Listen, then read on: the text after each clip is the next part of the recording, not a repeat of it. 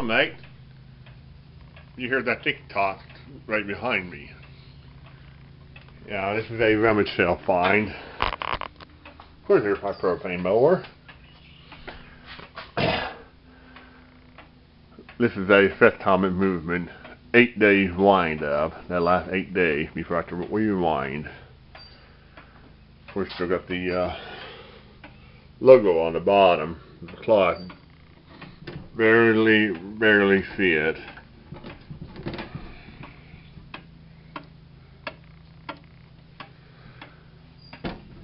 And I took this up to a clock expert where they work on grandfather clock and all type of wall clock. And this here is made in late 1800s. Everything's all original.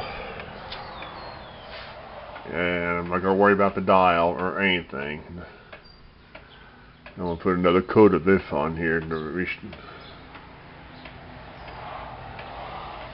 it gives a real good shine out of it. And it does run perfect.